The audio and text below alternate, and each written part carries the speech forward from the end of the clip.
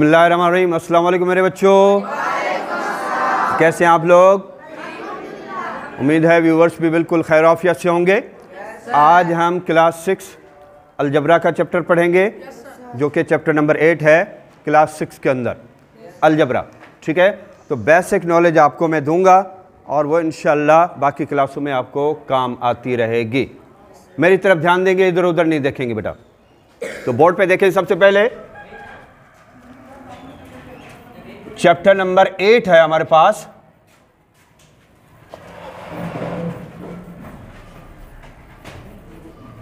Algebra. Algebra algebra क्या है?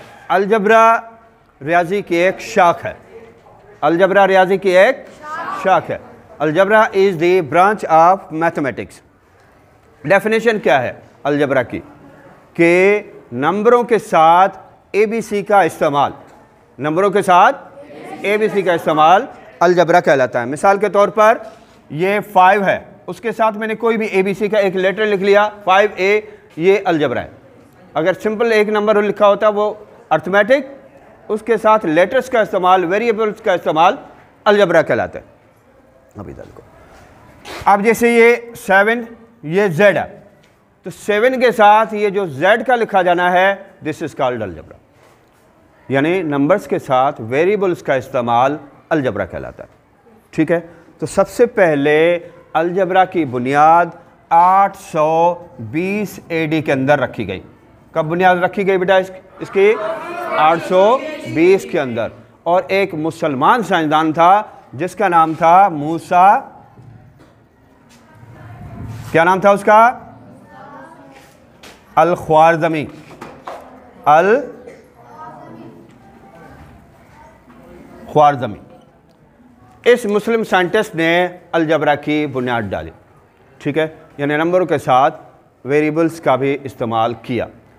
तो अब हम बुनियादी चीज़ें यहाँ समझेंगे कि अलजबरा में हम क्या चीज़ें जहन में रखें, क्या चीज़ें तसव्वुर में रखें, ताकि आगे जब हम अलजबरा के प्लस माइनस मल्टीप्लाई डिवाइड करें तो हमें ज़रा आसानी हो जाए, कोई प्रॉब्लम वहाँ हल करने में ना हो। तो उन चीज़ों को हम जहन में रखेंगे। ठीक है, अच्छा, अब आपके सामने ये मैंने क्या लिखा है बेटा? क्या है ये? Y। अब कहीं पे आगे पीछे ऊपर नीचे आपको कोई भी नंबर लिखा हुआ नज़र आ रहा है? आपको कुछ भी लिखा हुआ नहीं आ रहा, सिंपली अकेला आपको Y नज़र आ रहा है। ऐसा ही है, लेकिन इसमें बहुत सारी चीज़ें लिखी हुई हैं जो कि हमने तसव्वुर करनी है, समझनी है। जब वो हम समझ लेंगे तो आसानी से बाकी सवालों को हल कर सकते हैं। अब क्या होगा? सबसे पहले लेफ्ट साइड की तरफ आते हैं। यहाँ पे कोई नंबर नहीं होता तो 1 उसके साथ मल्टीप्लाई किया हुआ होता है। यह आपने हमेशा ज़हन में याद रखना। और उसके आगे कोई निशानी नहीं होती तो प्लस की निशानी होती है। ये भी आपने हमेशा अपने जहन में रखना है। तो इस तरफ लेफ्ट साइड की तरफ इतने नंबर होते हैं जो कि हमने तसव्वुर करने हैं, समझने हैं, याद रखने हैं। वो सवाल में लिखे हुए नहीं होंगे। ठीक हो गया? अब हम आते हैं इसके राइट साइड की तरफ। यहाँ कोई कोई भी नंबर नहीं होता तो यहाँ पॉइंट होता है, डॉट होता है। ये भी आपने जहन में रखना है, समझना है। उसके बाद आगे क्या लिखा होता है? कोई भी नंबर नहीं लिखा होता तो वहाँ इतने 0 लिखे होते हैं, इतने 0 लिखे होते हैं। ये भी आपने क्या करना है? अपने जहन में तसव्वुर करना है। अब हम जब ऊपर जाएंगे तो यहाँ कोई भी नंबर लिखा हुआ नहीं आ रहा है, लेकिन हमेशा इसका पावर 1 होता है। ये भी आपने हमेशा याद रखना है। और 1 के साथ अगर कोई निशानी नहीं होती तो प्लस की 1 होती है, +1 होता है। और ये इसका पावर होता है। ये भी हम जहन में रखेंगे, तसव्वुर करेंगे, समझेंगे, सोचेंगे। उसके बाद जब हम इसके नीचे आएंगे तो यहाँ पे कोई निशानी नहीं है तो अपॉन या बटा का निशान यहाँ लिखा होता है। अपॉन की वैल्यू, ओवर की वैल्यू लिखी होती है। और उसके नीचे कोई नंबर नहीं होता तो 1 होता है। सही है? तो आपने देखा तो अकेला तो Y था। अब उसमें इतनी चीज़ें हमने अपने जहन में समझनी है, तसव्वुर करनी है, याद रखनी है। और जब वो याद होंगी और उसके प्रैक्टिस करते रहेंगे तो हमें आसानी से ये सारी चीज़ें समझ में आ जाएंगी। अब कैसे? ज़रा देखो, अगर मैं आपको बोलूँ कि Y + Y और +Y, और इसका आंसर क्या आएगा? 3Y। अब हमें यहाँ पे तो कोई नंबर नहीं है तो ये 3y कहाँ से आ गया? तो इधर भी अकेला वाई है, इधर भी अकेला वाई है, इधर भी अकेला वाई है। तो अब ये इसका शुरू वाला नंबर कहाँ गया? 3 मतलब तो था ही नहीं। तो अंडरस्टूड है। अभी आपको मैंने बताया कि यहाँ कोई नंबर नहीं होता तो 1 होता है। 1 इसका कितने हो जाएंगे? 3। सही है। तो प्लस भी हम इसी तरीके से इस रूल के तहत करेंगे।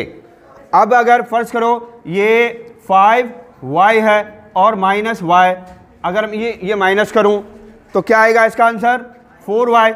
अब ये 4y कैसे हो गया? क्योंकि यहाँ पे तो 1 तो है ही नहीं। तो फिर क्या किया? 5 हमने तस्वर किया 1 को, तो 5 में से 1 चला गया, 4 हो गया, और आपके पास ये y जो है वो वैल्यू बच गई आपके पास। ठीक है। तो ये चंद बातें हैं, बुनियादी बातें अलजबरा की, बेसिक चीज़ें। ठीक है, आप इसको अपने जहन में रखेंगे तो इंशाअल्लाह अलजबरा में आगे जो बड़े बड़े सवालात हैं जिसमें मल्टीप्लाई डिवाइड करना होता है, फिर उसमें इंशाअल्लाह कोई प्रॉब्लम आप लोगों को नहीं होगा। क्लियर हो गया मेरे बच्चों?